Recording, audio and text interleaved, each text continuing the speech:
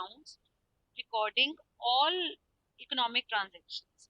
तो एक कंट्री की रेस्ट ऑफ द वर्ल्ड के साथ जितनी भी इकोनॉमिक ट्रांजेक्शन्स हो रही हैं उसे हम बोलते हैं बैलेंस ऑफ पेमेंट अकाउंट। ठीक है, अब उस ट्रांजेक्शन में एक्सपोर्ट भी आएंगे, इंपोर्ट भी आएंगे, आप लोन ले रहे हो वो भी आएंगे, लोन दे रहे हो वो भी आएंगे, आपने वहां इन्वेस्टमेंट की वो आएगी, आपको गिफ्ट मिले गिफ्ट दिए, कुल मिला के जो भी ट्रांजेक्शन हो रही है सारी की सारी इस अकाउंट में रिकॉर्ड की जाएंगी। और जो बच्चे ह्यूमैनिटीज के हैं उनके लिए मैं क्लियर कर रही हूँ, बाकी कमर्शियंस को ये पता है कि अकाउंट्स हमेशा टू वे बनते हैं। अकाउंट्स हमेशा आपकी डबल एंट्री सिस्टम पे बनते हैं। डबल एंट्री सिस्टम का क्या मीनिंग है बेटा? डबल एंट्री का मतलब है कि every debit has a credit. Obvious सी बात है, अगर मैं कुछ बेच रही हूँ तो कोई खरीद रहा है, ठीक है, अगर मैं कुछ बेच रही हूँ कोई कुछ खरीद रहा है, ये तो चलो दो लेवल पे बात होगी। अगर आप मेरे ही लेवल पे देखोगे तो जब मैं कुछ खरीद रही हूँ तो मेरा कैश कम हो रहा है और मेरा असेट बढ़ रहा है, तो मेरी एक चीज कम होगी दूसरी चीज बढ़ेगी। अगर मैं कुछ बेच रही हूँ तो मेरा कैश बढ़ रहा है और मेरा कोई असेट कम हो रहा है, तो इन एनी केस एक एंट्री मेरे डेबिट साइड पे होगी, एक एंट्री मेरे क्रेडिट साइड पे होगी, और ओवरऑल ये बैलेंस में रहेगा। तो balance of payment is a statement of accounts of these receipts and payments. ठीक है, it involves inflow and outflow of foreign exchange in a year. तो एक पूरे साल में इनफ्लो आउटफ्लो कितना होता है ये बीओपी उसको इन्वॉल्व करता है। लाइक एक टिपिकल बिजनेस अकाउंट है जैसे आपका, so it is based on double entry system, debit and credit. तो अब यहाँ पे फिर ये क्वेश्चन आ जाता है कि मैम आगे चल के तो आप बीओपी डेफिसिट की भी बात करते हो। वैसे अच्छी बात यह है कि बीओपी डेफिसिट डिलीट हो गया, अब जो नया आया है ना हमारा syllabus, BOP deficit term delete हुई है सिर्फ। मेरे ख्याल 1 मार्क की डेफिनेशन थी जो डिलीट हो गई, और सिलेबस बहुत ज्यादा डिलीट हुआ नहीं। ठीक है, तो any transaction which brings in foreign currency, कोई भी चीज जो इनफ्लो कराएगी फॉरेन करेंसी का, उसे हम जो है लेते हैं क्रेडिट साइड पे। और कोई भी ट्रांजेक्शन जो आपकी कम करेगी करेंसी को, उसे हम लेते हैं डेबिट साइड पे। अगर अकाउंट्स के अकॉर्डिंग देखूं तो प्रिंसिपल जो हम फॉलो कर रहे हैं वो कर रहे हैं debit all the expenses and losses, credit all the incomes and gains. Right, तो सारी की सारी हर वो चीज जिससे इनफ्लो हो करेंसी का वो आपका क्रेडिट साइड आएगा, और जिससे आउटफ्लो हो वो डेबिट साइड आएगा।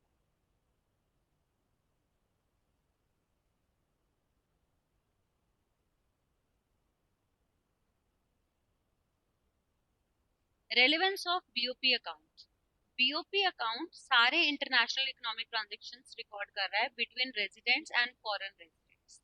ठीक है, हमारे खुद के रेजिडेंट्स और foreign residents. Monetary and fiscal policy, BOP को ध्यान, मतलब जब हम अपनी मॉनेटरी और फिस्कल पॉलिसी बनाते हैं तो हमारे माइंड में ये होता है कि हमारा बीओपी एक्यूरेट रहे। ठीक है, अपने बीओपी को कंट्रोल करने के पर्सपेक्टिव को भी ध्यान में रख के बनाते हैं। तो बीओपी कहीं ना कहीं हमें ये इंडिकेट करता है कि एक्सचेंज रेट पे कितना प्रेशर है। आप देखिए धीरे धीरे जैसे जहां तक मुझे याद है जब मैं कॉलेज में थी तब से लेके और अब तक, जब मेरे स्टूडेंट्स कॉलेज में हो गए हैं और maybe within few years मेरी डॉटर भी कॉलेज में होने वाली है, तो in a time span of approximately 20 years I have seen 40 rupees dollar से लेकर आपका डॉलर आज 70-72 रुपीज तक भी चला जाता है। तो दिस इज बीओपी डाटा बहुत इंपॉर्टेंट है, क्योंकि आपकी करेंसी की अगर वैल्यू कम हो रही है तो इंटरनेशनली आपकी इंपॉर्टेंस कम हो रही है। ठीक है, तो it indicates pressure on exchange. It may signal imposition और removal of controls over payments, dividend, interest. BOP कहीं ना कहीं ये भी सिग्नल देता है कि भाई हम कंट्रोल रिमूव कर रहे हैं, कंट्रोल रिमूव कर रहे हैं पेमेंट्स के ऊपर, डिविडेंड्स के ऊपर। जैसे अभी हम सभी जो है चाहते हैं कि चाइना से हम कम इम्पोर्ट्स करें, तो ये तो एक अलग नेशनल सिक्योरिटी के कारण होता है। लेकिन बीओपी के कारण कैसे होता है, जैसे आप बहुत ज्यादा इम्पोर्ट कर रहे हो, आपके पास पैसे ही नहीं होंगे देने के लिए, इम्पोर्ट करोगे एक्सपोर्ट नहीं करोगे तो फॉरेन करेंसी नहीं होगी, करेंसी नहीं होगी फिर लोन लोगे, लोन लोगे फॉरेन गवर्नमेंट्स पे डिपेंड हो जाओगे। तो जितना ज्यादा आप फॉरेन गवर्नमेंट पे डिपेंड हो उतनी बुरी बात है। किसी पे भी dependence, foreign dependence is not something good. So it may signal imposition or removal of controls over payments, dividends, and interest. And it helps forecast countries' market potential. एक इकोनॉमी की फाइनेंशियल हेल्थ कैसी चल रही है, I am using a word financial health, है ना, जैसे हम कहते हैं social health, mental health, spiritual health, मैं एक टर्म यूज कर रही हूँ फाइनेंशियल हेल्थ। तो एक कंट्री की फाइनेंशियल हेल्थ को मेजर करने का एक थर्मामीटर है आपका बीओपी। बीओपी बहुत हद तक बताता है। जैसे कोई कंट्रीज, कल भी मैं एक वीडियो देख रही थी, देवर सेइंग कि people can criticize China but it is not easy कि आप चाइनीज माल को नो कह पाए, क्योंकि उन्होंने अपनी एक ऐसी एक गुडविल बना ली है ना। जैसे यहाँ तक आ रहा था, एक और वीडियो में देख रही थी, उसमें वो कहते हैं कि रोप्सो में और ये मित्रों में every day 6-7 lakh people are downloading these apps, लेकिन उनके पास अभी बैकएंड पे इतना सिस्टम नहीं है कि वो उतना उनका डाटा स्टोर कर पाए। तो उन्हें बहुत चैलेंजेस आ रहे हैं कि सडनली इतने ज्यादा उनके बढ़ते चले जा रहे हैं यूजर्स, और उतना उनके पास पीछे बैकएंड पे सिस्टम नहीं है, राइट। तो इट इज इजियर सेइंग कि हाँ ठीक है, एक ने क्विट किया है तो हम उनकी मार्केट टेक ओवर कर ले, बट बहुत सिस्टम चाहिए होता है। तो बीओपी उस कंट्री का स्ट्रांग होता है जो पहले अपने आप को इंटरनली स्ट्रांग करती है, क्योंकि हर कंट्री पहले अपनी इंटरनल नीड्स फुलफिल करेगी। तो बीओपी बहुत हद तक इंडिकेटर है एक इकोनॉमी के स्ट्रांग होने का।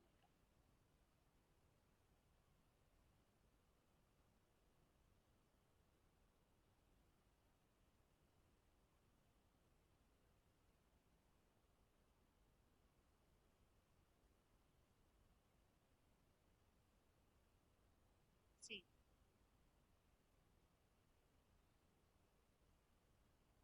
if we revise it once again, तो it is balance of payment. क्या है बैलेंस ऑफ पेमेंट? एक अकाउंट है, एक तरह का एक अकाउंट है जिस अकाउंट में क्या रिकॉर्ड करते हैं, जैसे बैंक बैलेंस में बैंक की सारी ट्रांजेक्शन करते हैं, ऐसे ही जब आप कैश अकाउंट बनाते हैं तो उसमें कैश की सारी ट्रांजेक्शन रिकॉर्ड करते हैं, ठीक है।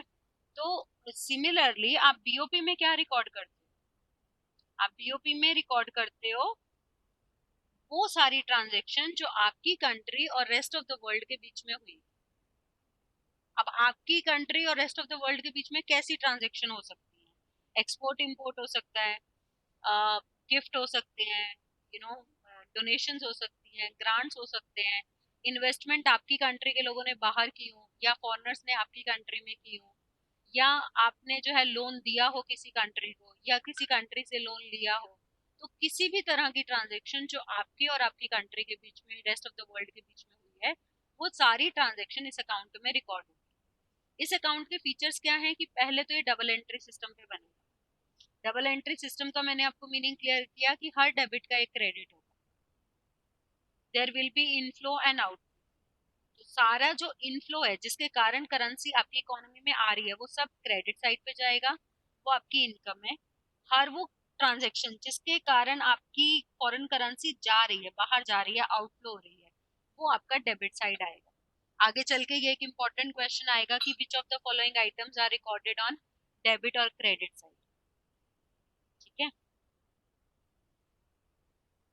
तो फिर मैंने आपको इसके बाद ये क्लियर किया था कि बीओपी जो है, बीओपी बेसिकली एक आपको क्लियर करता है कि आपका फाइनेंशियल कंडीशन कैसी चल रही है। हम चाहते हैं हमारी कंट्री का बीओपी हमेशा सरप्लस में रहे, हम इनफ्लो ज्यादा हो हमारे यहाँ करेंसी का, outflow come. Inflow foreign exchange should be more than outflow so that BOP is in surplus, we want it, and if it is so it indicates that we have good financial health. So BOP is a big indicator of a country's economic health, financial health, right? It indicates pressure on exchange rate. It may signal imposition or removal of controls over payments, dividends, or interest, etc. Right? It helps forecast countries' market potential. So it helps you to forecast countries' market potential, right?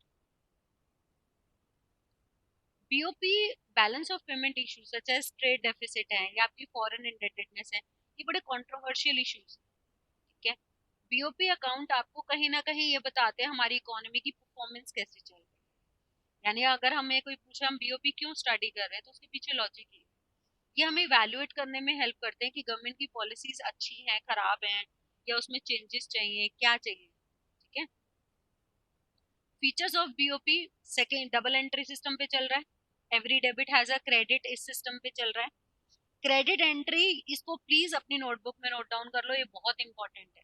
Credit entry means ऐसी transaction जिससे foreign exchange आएगी।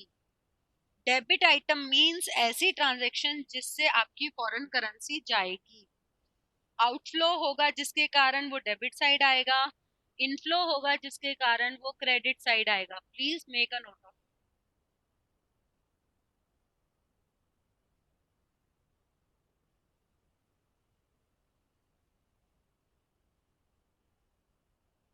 So now I talk about components.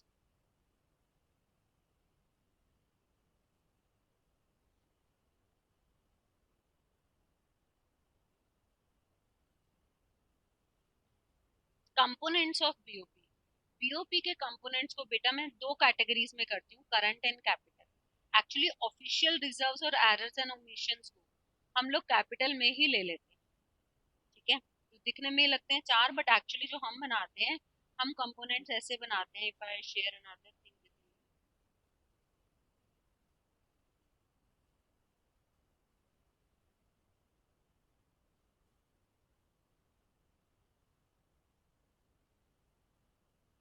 If I share whiteboard with you,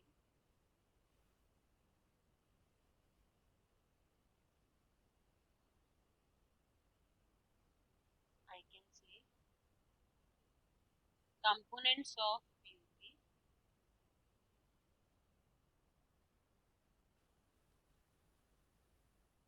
are two. मैं यहाँ पे I can draw kind of a diagram. I can draw it like this.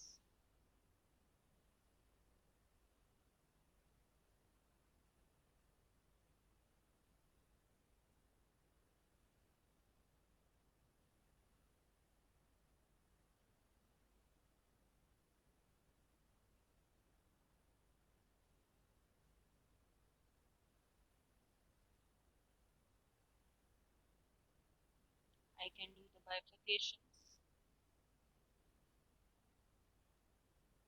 into two, and those two are current account and capital account.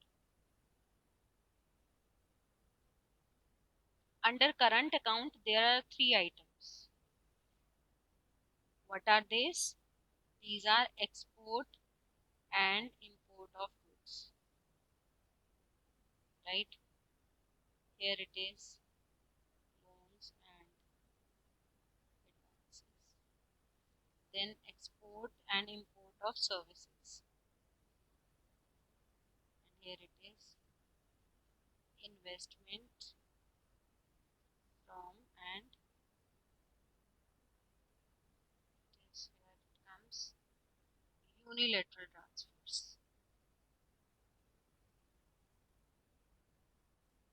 Investments from and to, right? So in nutshell, I can remember it like, I can write it to be GST, export and import of goods, G for goods, export and import of services, S for services, and unilateral transfers, T for transfers. So in nutshell, I can remember that components of current accounts are GST. So current account includes basically those items. Current account includes those items which affect that particular year only,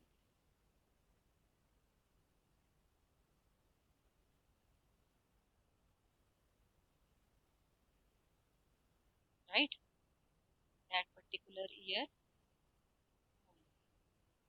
Right? Capital account includes those items which affect long run, right? Clear? If I delete it now,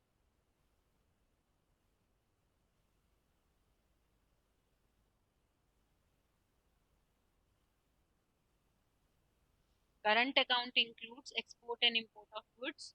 Whatever you are exporting to rest of the world, whatever you are importing from rest of the world, and whatever services include which are not visible. Transportation, communication, your insurance, teaching, uh, somewhere your online services. So all these are services. Export and import of services is also part of current account. Unilateral transfers are one-sided payments. One-sided payments in lieu of which you get nothing.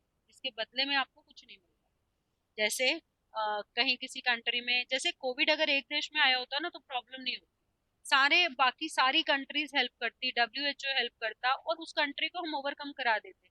लेकिन यहाँ तो ये है ना कि कौन किसकी help करे, यहाँ तो हर कंट्री में एक साथ आफत आई है। तो यूनिलेटरल ट्रांसफर कैसे हेल्प करते हैं कि जैसे जापान में कई बार नेचुरल कैलामिटीज आ जाती हैं, तो बाकी कंट्रीज हेल्प करते हैं। ठीक है, हमारे यहाँ पे भुज में आया था इतना बड़ा अर्थक्वेक, हमें बहुत हेल्प मिली थी इंटरनेशनली। तो यूनिलेटरल ट्रांसफर्स में आ जाते हैं gift, grant, those kind of things. Unilateral transfers includes gifts, grants, one sided, uni means one sided.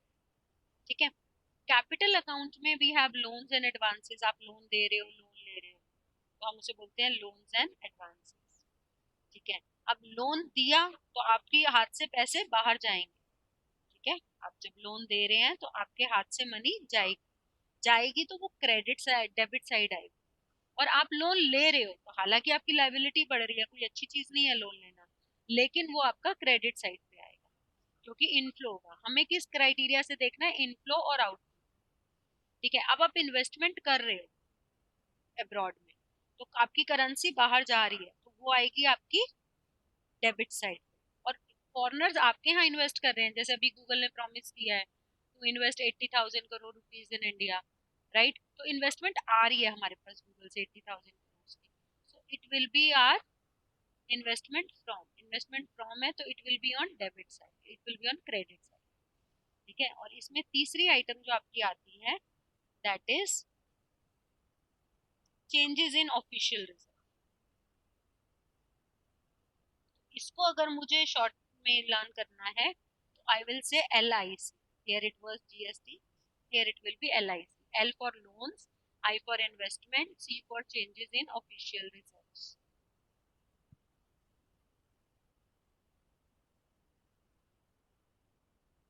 right? Changes in official reserves, so this is LIC in nutshell, you can remember it like this. So there may be a 3-mark question, explain the components of current account. There may be a 3-mark question, explain the components of capital account. It may be so that they give you the items and they ask you to classify into capital and current account. तो आपको classify करने को भी बोल सकते हैं, तो सीधी सी बात है, एक्सपोर्ट इंपोर्ट इधर है, यूनिलेटरल इधर है, बाकी सब कुछ उधर है। लेकिन बच्चा कंफ्यूज कहाँ हो जाता है, उसको कह दिया इंपोर्ट ऑफ मशीनरी, अब वो मशीनरी देखते ही सोचता है असेट बढ़ रहा है। भाई इंपोर्ट्स है, मत देखो किस चीज का इंपोर्ट है, गुड्स का है, और सीधा ही आपके करंट साइड ही आएगा। ठीक है, loan taken from IMF, loan है, कैपिटल साइड आएगा। Loan given to Bangladesh, capital side आएगा। Google investing in India, capital side आएगा। Tata investing in Singapore, capital side आएगा।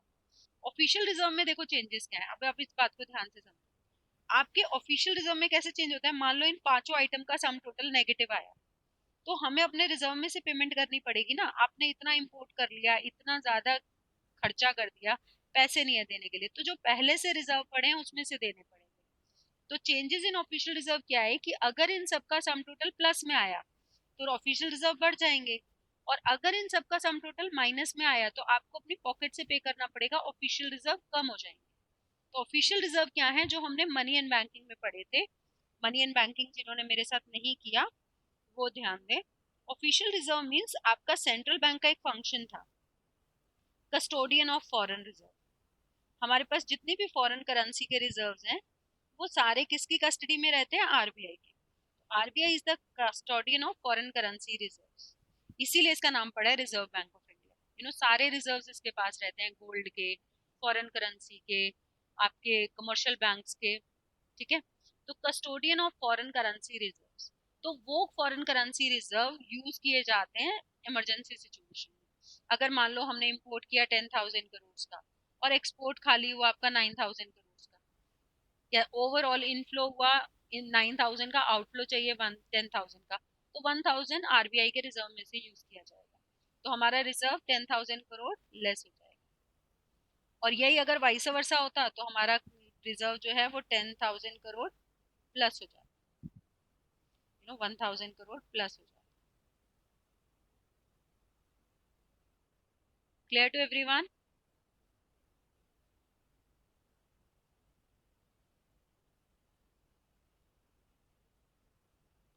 LIC stands for, capital account को हम एक और बार समझ लेते हैं। कैपिटल अकाउंट मींस जो आपकी लॉन्ग टर्म उसको अफेक्ट करेगा, यानी आपकी कंट्री के ओवरऑल जो है असेट्स और लाइबिलिटीज को ये अफेक्ट करेगा। ठीक है, ठीक है, तो L for loans and advances, आप लोन ले रहे हैं किसी कंट्री से या उसे दे रहे हैं। इन्वेस्टमेंट कोई आपकी कंट्री में कर रहा है या आप बाहर कर रहे हैं, आप मतलब आपके सिटीजन्स या गवर्नमेंट। और ऑफिशियल रिजर्व मैंने आपको बताया कि सेंट्रल गवर्नमेंट कुछ फॉरेन करेंसी रिजर्व्स मेंटेन करता है, ठीक है। उन फॉरेन करेंसी रिजर्व्स में से जब उसे पे करना पड़े तो उसके रिजर्व्स कम हो गए। उसी में से अगर वो बहुत ज्यादा एक्सपोर्ट कर रहा है, इतना मनी आ रहा है कि उसका ऐड हो रहा है फॉरेन करेंसी रिजर्व्स में, तो इट इज समथिंग गुड। अभी मैं जब आपको इंडियन इको का थर्ड चैप्टर कराऊंगी तो वहां पे पहला ही क्वेश्चन आता है कि इंडिया को जरूरत क्या थी फॉरेन इकोनॉमिक रिफॉर्म्स अनाउंस करने की। तो उसकी रीजनिंग ही हम यही देते हैं कि हमारे पास 15 दिन के इम्पोर्ट्स के पैसे भी नहीं। आप सोचो हमारे ऑफिशियल रिजर्व इतने कम थे कि 15 डेज के आपके, जैसे मान लो मेरे घर पे 15 दिन के राशन के पैसे भी ना हो, तो इसका मतलब मेरी फाइनेंशियल कंडीशन बहुत ज्यादा खराब है ना। तो कंडीशन ऐसी थी कि उनके पास 15 दिन के भी पैसे नहीं। दिस इज कॉल्ड कि ऑफिशियल रिजर्व्स में इशू था, ठीक है। This is your LIC। तो नटशल में आप याद रखेंगे GST एंड LIC। तो before I proceed further, debit और क्रेडिट हम एक और बार रिवाइज कर लेते हैं। हम यहाँ पे एक कॉलम बना लेते हैं डेबिट और क्रेडिट का, ठीक है। यहाँ debit and credit. Now tell me exports, debit और क्रेडिट।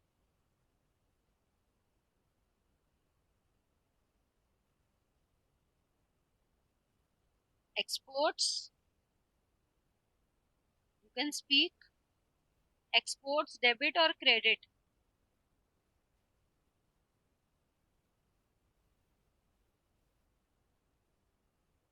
डेबिट।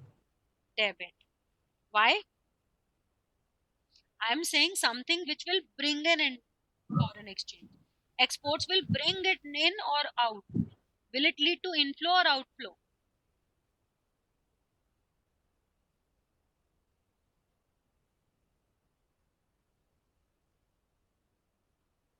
आपके पास एक्सपोर्ट से करेंसी आएगी या जाएगी?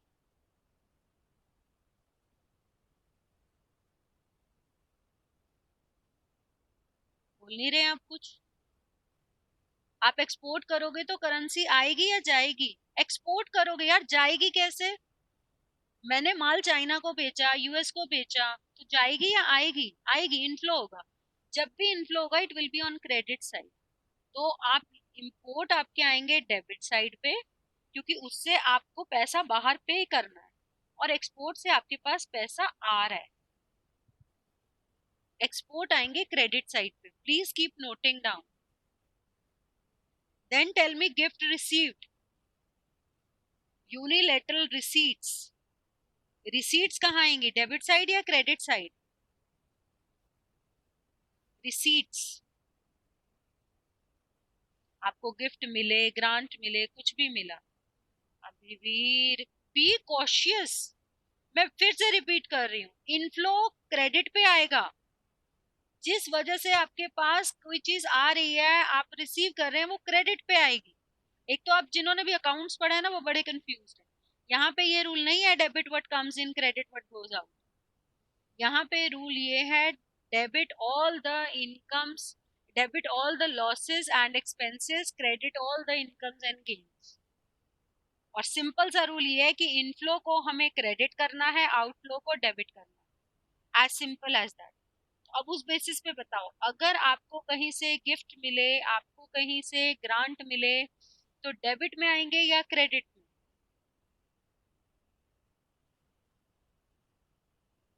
क्रेडिट में, वेरी गुड। तो यूनिलेटरल पेमेंट्स आएंगी डेबिट में, और रिसीट्स आएंगी credit. Clear?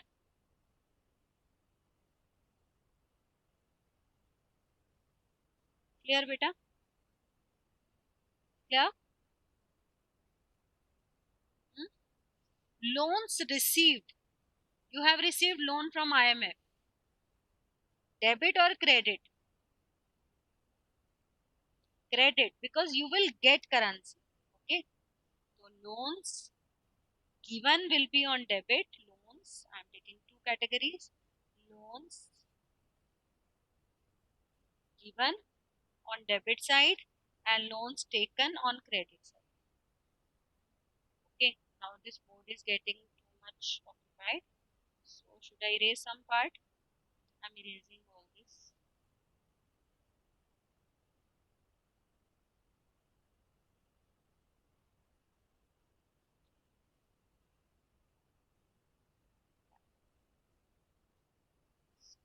Now, now if I have to say investment from abroad, investment from abroad. In foreigners are investing in your country.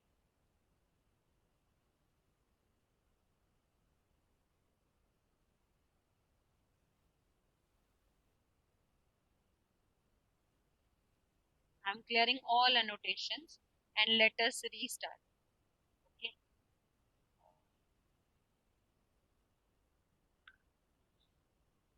I will be sharing.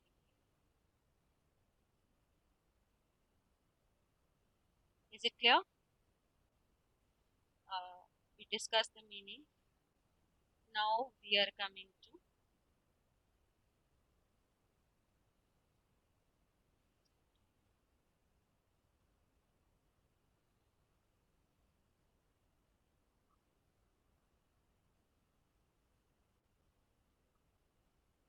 can you see this? I have opened a Word file. Is it visible to all of you?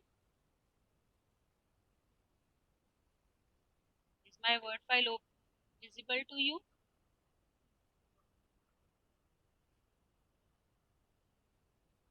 Say yes or no. Okay, visible. So now I am taking items here and you will tell me debit or credit, right? So I take up first item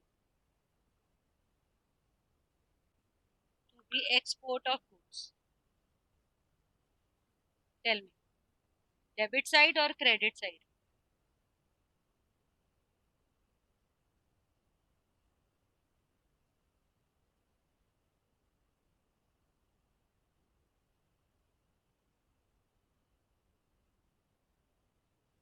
Yes, Abhivir. Can I rejoin? You are already here. Yeah, rejoin. Rejoin in case you are facing any problem. Export of goods. Debit or credit? Tell me.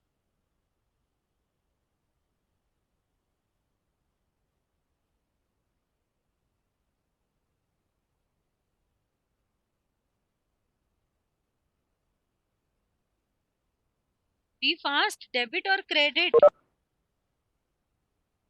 दीक्षा यार it's very bad export से currency आएगी तुम्हारे पास या जाएगी एक छोटी सी बात में समझा रही हूँ और आप लोग फिर घूम फिर के वही गलत पे गलत आंसर दिए जा रहे हो डेबिट मतलब मुझे लगता है मैंने जितना समझाया सब पानी में गया मैं एक छोटी सी बात बोल रही हूँ तुम्हें ये देखना है करेंसी तुम्हारे पास आ रही है या जा रही है जब मैं एक्सपोर्ट करूंगी तो मेरे हाथ में फॉरेन करेंसी आएगी या मेरे हाथ से जाएगी एज सिंपल एज दैट आएगी तो क्रेडिट अगर मेरी जेब से जाएगी अगर आउटफ्लो होगा तो डेबिट इतनी छोटी सी बात सोच समझ के पहले 2 मिनट सोचो फिर आंसर करो एग्जाम में भी अदरवाइज गलत करके आओगे तो बोलिए डेबिट या क्रेडिट फिर से बोलो डेबिट या क्रेडिट हाँ credit okay export of services या इंपोर्ट ऑफ सर्विसेज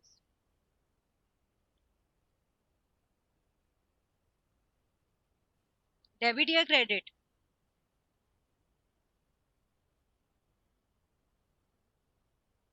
जल्दी जल्दी डेबिट इंपोर्ट ऑफ गुड्स अब गुड्स हो या सर्विसेज हो फर्क पड़ता है ज्यादा कुछ कहाँ आएगा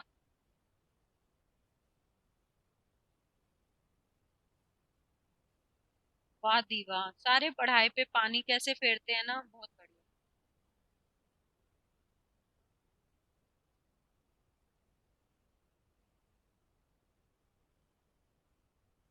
एक्सपोर्ट ऑफ सर्विसेज डेबिट या credit yes loans given to other countries.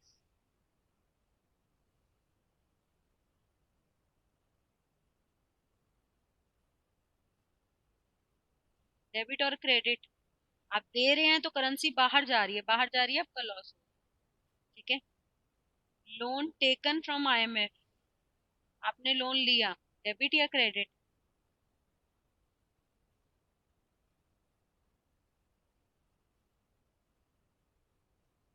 उसके बाद Google investing in India, debit या credit? Credit.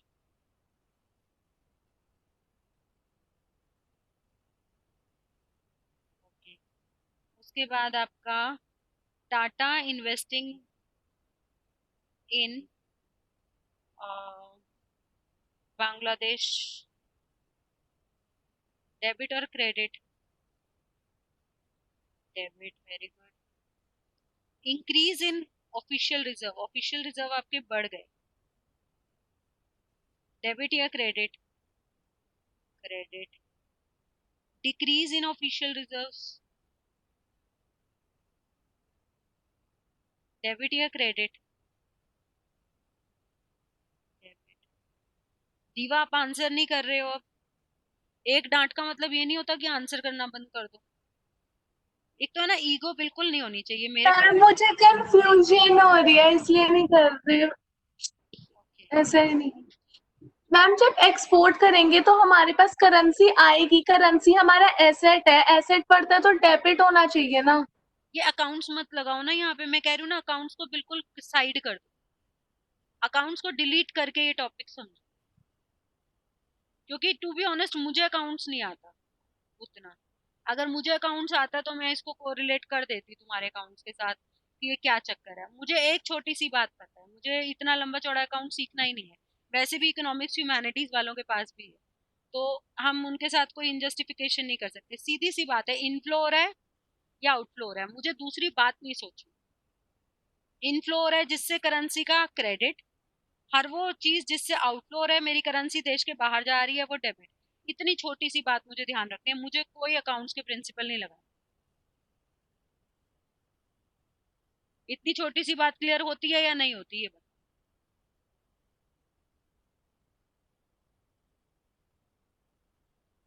Is it clear? ठीक है। तो हमें ये प्रिंसिपल लगाना है, देखो अकाउंट्स के अकॉर्डिंग। जैसे एक बार फिर से बोलो दीवा, क्या कहा था आपने?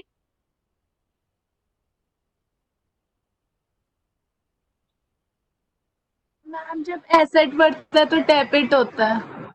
जब असेट बढ़ता है तो डेबिट होता है, लेकिन जो असेट होता है, मेरे ख्याल तीन टाइप के आपके अकाउंट्स होते हैं: पर्सनल अकाउंट, नॉमिनल अकाउंट और रियल अकाउंट।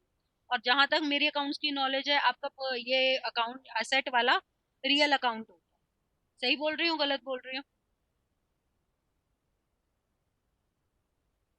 है ना? रियल अकाउंट का ये रूल होता है, debit what comes in, credit what goes out. लेकिन हम इसको बना रहे हैं नॉमिनल अकाउंट के हिसाब से। और नॉमिनल अकाउंट का रूल होता है, debit all the incomes and losses, credit all, debit all the expenses and losses, credit all the incomes and gains. अगर फिर भी आपको रिलेट करना है, बाकी मैं किसी को सजेस्ट नहीं करती इसको अकाउंट से रिलेट करो, बिल्कुल नहीं करना है। एक सिंपल वर्ड से जब हमारा काम चल रहा है, तो हम पूरे अकाउंटेंसी के चक्कर में क्यों पड़े? हमें पढ़ना ही नहीं। हमें बिल्कुल लॉजिक क्लियर रखना है कि whenever there is an outflow it will be debited, whatever leads to inflow of foreign currency it will be credited, as simple as that. And I hope I have taken all the items. No, some items are left, I take another item. Unilateral receipt, आपको receipt हुई है, may be आपके कोई uncle रहते हैं Canada में, उन्होंने कुछ भेज दिया, फॉर एनी रीजन आपको रिसीट्स हुई हैं। गिफ्ट हो सकता है, ग्रांट हो सकता है, अंकल से कुछ आया हो सकता है, ट्रम्प घूमने आया, मोदी के लिए गिफ्ट लाया, वो हो सकता है, एनीथिंग। तो यूनिलेटरल रिसीट्स को कहाँ लेंगे आप?